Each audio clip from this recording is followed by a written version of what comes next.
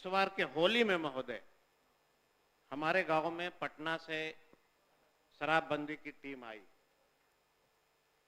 60 बोड़ा महुआ प्राप्त हुआ, कहीं से नहीं, हमारे ही गांव से, महादलितों का गांव है। एक व्यक्ति जेल चला गया। हमने पूछा कि भाई आप रिहा कैसे हो गए? कहा महोदय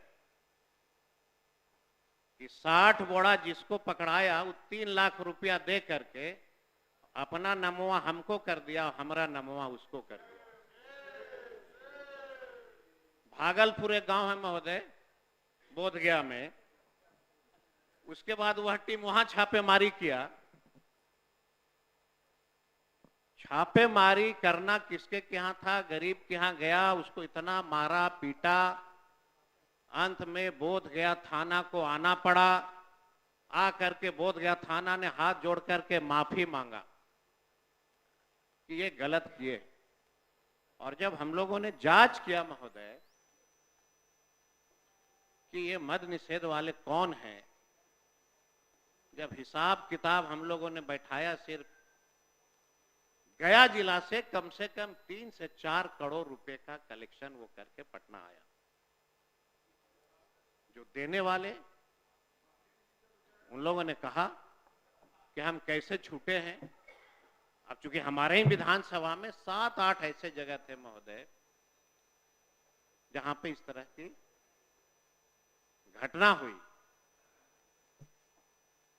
शराब बिखी रहा है, पैसा कलेक्शन हो ही रहा है, होम डिलीवरी हो ही रहा है।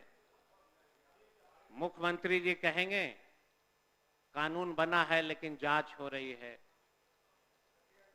हम तो एक बार आग्रह करेंगे अध्यक्ष महोदय कि एक बार मेरे साथ मद निषेध मंत्री जी चले मोटरसाइकिल से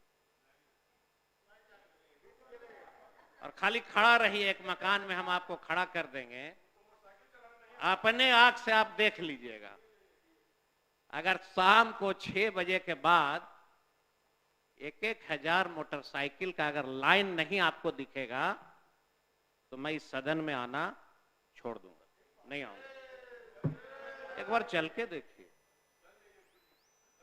गरीब लोगों का शोषण, शराब के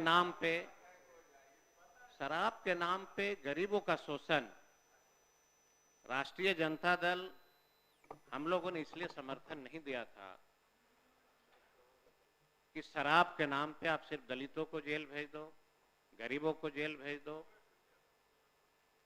हमने इसलिए समर्थन नहीं दिया था कि बिहार के सभी थानाओं का 5-5 लाख से 10-10 लाख महीना कलेक्शन होगा, इसलिए समर्थन नहीं दी गई थी। समर्थन दिया गया था बिहार के उन महिलाओं की आवाज पर जिन्होंने कहा कि शराब पीने से हमारा घर उजड़ रहा है। हमने इसलिए समर्थन दिया था ना आपको।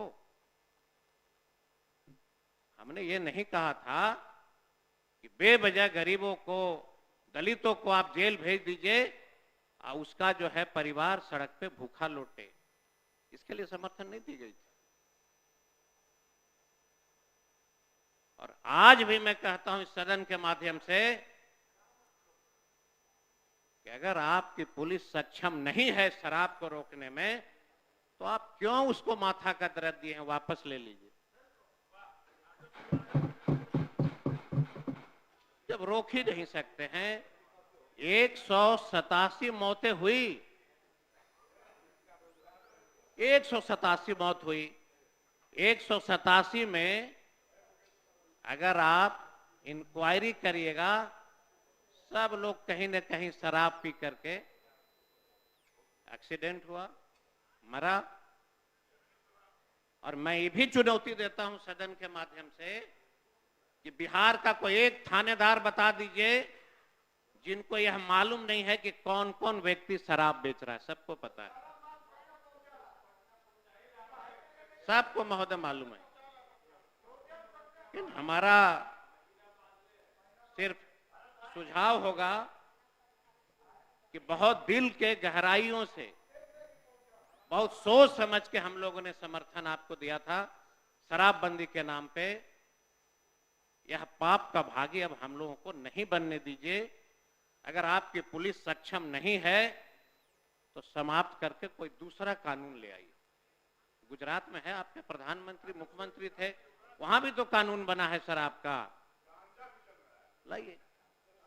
छोटे छोटे बच्चे, नौजवान, स्कूल में पढ़ने वाले छात्र छात्राएं बैग के पीछे शराब टांग करके घर घर डिलीवरी कर रहे हैं। इसलिए नहीं मिला था आपको समर्थन। अब टीवी में, चैनलों में हम लोग देखते हैं महोदय, बहुत सारे माननीय सदस्य कहते हैं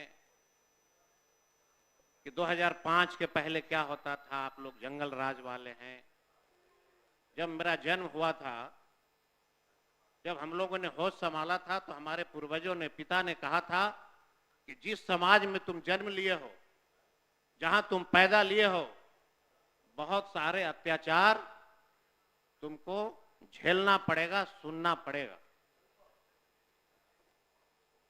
दलितों को आवाज मिली तो जंगल राज हो गया, पिछड़ों को आवाज मिली तो जंगल राज हो गया। मैं तो ये कहना चाहता हूं महोदय, सबका एक समय होता है। हमारे नेता लालू जी को जब राजगद्दी मिला था, आपका भी समय 4 मिनट। समय उसी समय था महोदय, वो जो समय था महोदय, वो समय ही था कि गरीबों को आवाज को बुलंद करना है। दूसरा फेज आया था, डेवलपमेंट का काम हो रहा है, कोई भी आएगा तो डेवलपमेंट का ही काम करेगा। महोदय, हमारे नेता ने एक प्रेस कॉन्फ्रेंस करके कहा कि एनसीआरबी का आंकड़ा ये कहता है कि नीतीश जी के मुख्यमंत्री रहते भर में बिहार में 60,000 हत्याएं हुई।